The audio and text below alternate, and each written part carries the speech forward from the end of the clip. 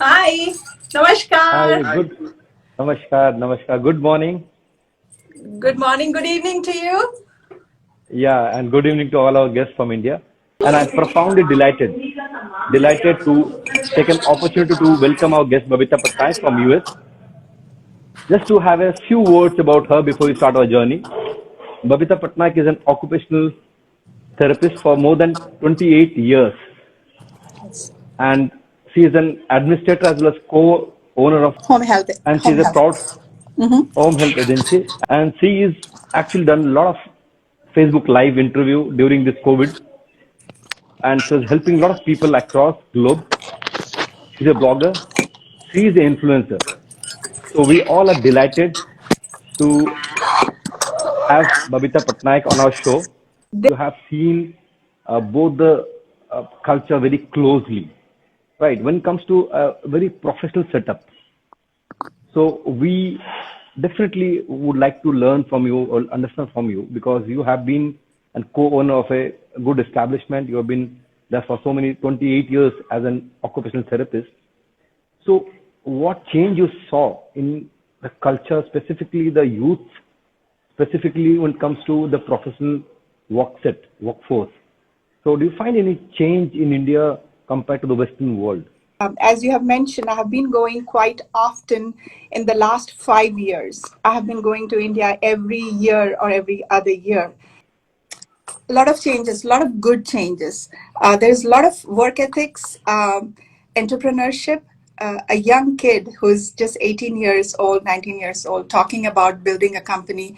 The When I was 18 years old, I had no idea. I knew that I have to go to a professional college, whether it's medical engineering, and that's about it, and maybe get into UPSC exams and stuff.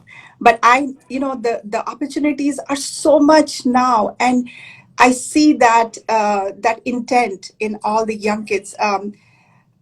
As a part of me helping the high schoolers here for doing their college admissions, I do that training. So my affinity has always been to see the psychology of the growing kids, especially high schoolers. So when I hung out with a couple of them, there was this young girl, 16-year-old. She talks about pink tax, which I was not. You should look it up.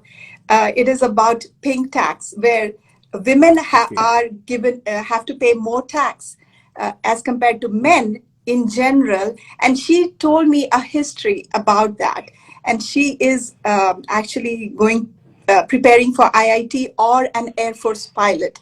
A young girl from Orissa. When I see that, the aspirations, the views, so it's tremendous. I've seen that's a shift. I have also seen the kids, with internet at your fingertips, you know about everything. I know that we talk about being on the phone all the time, but you have to understand our kids, young minds. Yes, they get into certain areas that they should not, but that's an inquisitive mind. You cannot stop that. However, look at all the opportunities they are getting by knowing what is happening outside India. One major thing that I saw, the shift, was I talked to three young guys who were like in their 19, 20, 21, and I was asking them, would you like to come to US? Just general conversation, and they said no.